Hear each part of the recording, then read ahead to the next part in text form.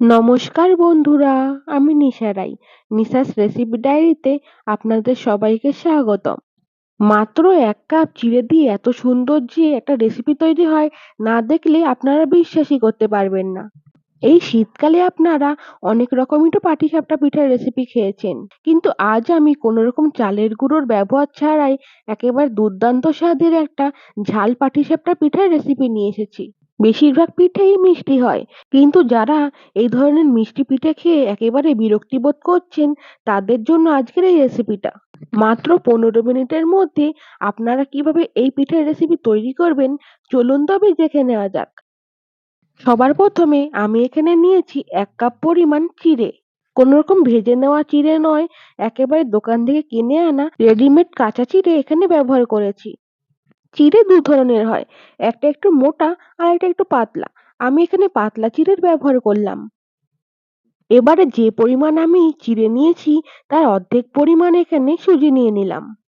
এখন আমি ১ গ্লাস পরিমাণ নিয়েছি উষ্ণ গরম জল। এবার এই উষ্ণ গরম জল দিয়ে আমি চিড়ে আর সুজির মিশ্রণটাকে ভিজিয়ে রাখবো যতক্ষণ না ভালো করে নরম হয়ে যাচ্ছে।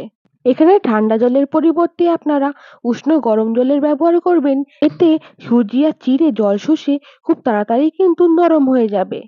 মিনিমাম ১০ মিনিটের জন্য আমি এই মিশ্রণটাকে রেস্টে রেখে দেব। এবার এই পিঠের জন্য একটা পুর বানিয়ে নেব। তাই আমি গ্যাস ওভেনের মধ্যে একটা কড়াই বসিয়ে তার মধ্যে পর্যাপ্ত পরিমাণে সর্ষের তেল দিয়ে দিলাম। তেল ভালো করে গরম হয়ে গেছে। এবার আমি এক এক করে কিছু ফোড়ন দিয়ে দেব। সবার প্রথমে আমি এখানে দিয়েছি সামান্য পরিমাণে গোটা সাদা জিরে। জিরেগুলো একটু ভাজা হয়ে গেলে আমি এখানে দিয়েছি চপ করা আদা। জিরে আর আদাটাকে আমি নেড়েচেড়ে একটু ভেজে নিয়েছি।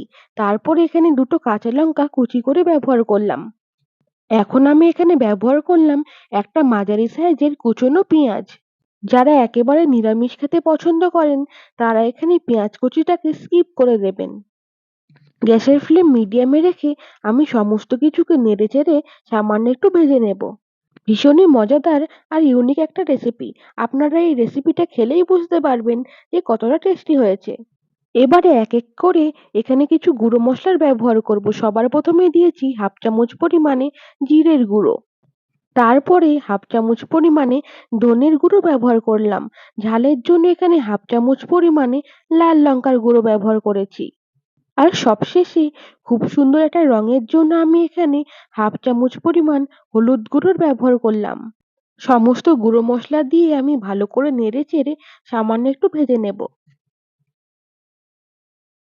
এবারে আমি এখানে যে উপকরণটা নিয়েছি সেটা হলো সেদ্ধ আলু। আমি এখানে দুটো সেদ্ধ আলু ভালো করে গ্রেট করে নিয়েছি। আমি এখানে শুধুমাত্র আলু দিয়েই ভেতরের এই পুরটাকে তৈরি করে নেব, কিন্তু আপনারা আপনাদের পছন্দ মতো যে কোনো সবজিরই ব্যবহার করতে পারেন। আর কোনো সবজি ব্যবহার না করতে চাইলেও কোনো সমস্যা নেই। কোনো রকম সবজির ব্যবহার ছাড়াই আলু দিয়েই কিন্তু এই রেসিপিটা ভীষণই দুর্দান্ত স্বাদের খেতে হয়। আমি সমস্ত মসলার সাথে সেদ্ধ করা আলুটাকে ভালো করে মিশিয়ে নিয়েছি। এবারে আমি দিয়ে দিলাম স্বাদ মতো লবণ।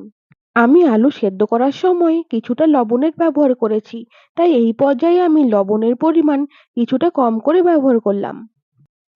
এবারে আলুর এই পুরের টেস্টটাকে আরেকটু বাড়ানোর জন্য আমি এখানে কিছুটা পরিমাণ ভাজা চিনেবাদামের ব্যবহার করলাম। তারপরে আমি এখানে ১ চামচ পরিমাণ টমেটো কেচাপের ব্যবহার করেছি।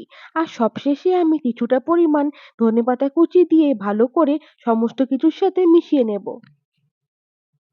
এই পর্যায়ে খুব বেশি হিটের প্রয়োজন নেই, তাই আপনারা এই পর্যায়ে গ্যাসের ফ্লেম লো করে দেবেন।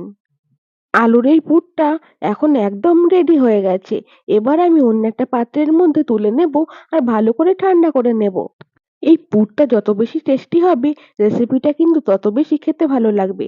তাই আপনাদের পুরটা খুব ভালো করে বানাতে হবে। ফিরে আসলাম ১০ মিনিট পর। এখন আপনারা দেখতেই পাচ্ছেন জল শুষে অনেকটাই কিন্তু ফুলে গেছে আর কালারেরও কিছুটা পরিবর্তন হয়েছে। এবারে আমি এই চিড়ের আর সুজির মিশ্রণটাকে একটা মিক্সচার গ্রাইন্ডারের জারের মধ্যে নিয়ে নিলাম। সামান্য একটু জল দিয়ে ভালো করে মিক্সচার গ্রাইন্ডারের মধ্যে পেস্ট করে নেব। আমি কিন্তু মিক্সচার গ্রাইন্ডারের মধ্যে এই মিশ্রণটাকে ভালো করে পেস্ট করে নিয়েছি। একটা মসৃণ মিশ্রণ বানিয়ে নিতে হবে। এবার এই মিশ্রণটাকে অন্য একটা পাত্রের মধ্যে নামিয়ে নেব। আমি অন্য একটা পাত্রের মধ্যে মিশ্রণটাকে নামিয়ে নিয়েছি আর তার সাথে কিছুটা জলেরও ব্যবহার করেছি। এবার এই ঘন মিশ্রণটাকে জলের সাথে ভালো করে মিশিয়ে নেব। একটা মিডিয়াম ঘনত্বের মিশ্রণ বানিয়ে নিতে হবে। মিশ্রণের ঘনত্ব খুব বেশি মোটাও থাকবে না, আবার খুব বেশি পাতলাও হবে না। আশা করি এই পর্যন্ত বুঝতে আপনাদের কোনো রকম অসুবিধা হয়নি। এখন এই মিশ্রণের মধ্যে কিছু উপকরণের ব্যবহার করব।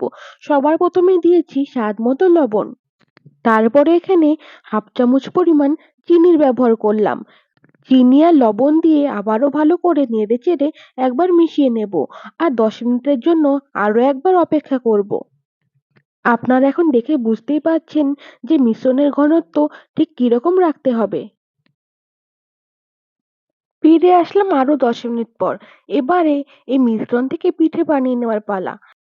এবারে আমি একটা ডাবু চামচ নিয়েছি আর 1 ডাবু পরিমাণ মিশ্রণ তুলে নিলাম।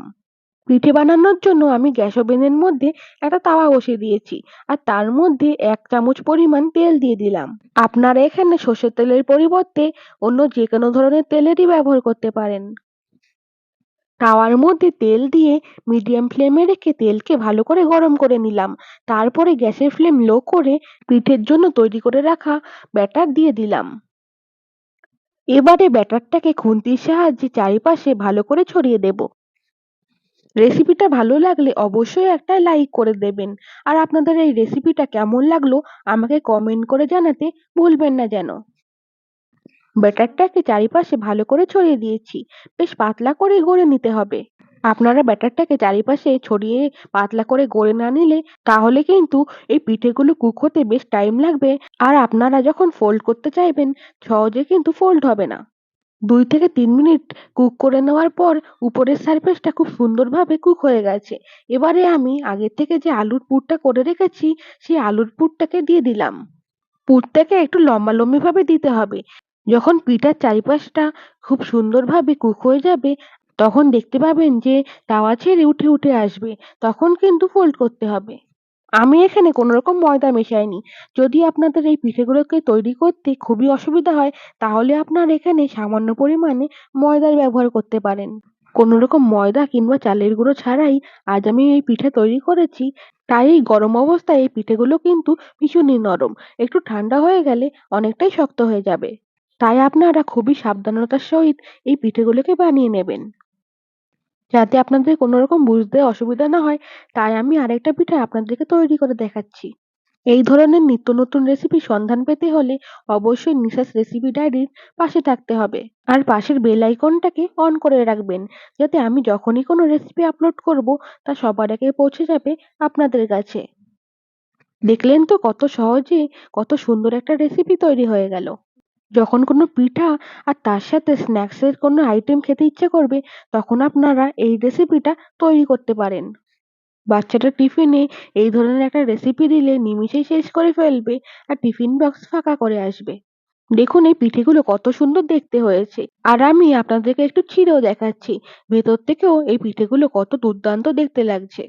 রেসিপিটা আজ এই পর্যন্ত। দেখা হচ্ছে পরবর্তী কোনো রেসিপিতে। সকলে ভালো থাকবেন, সুস্থ থাকবেন। ধন্যবাদ।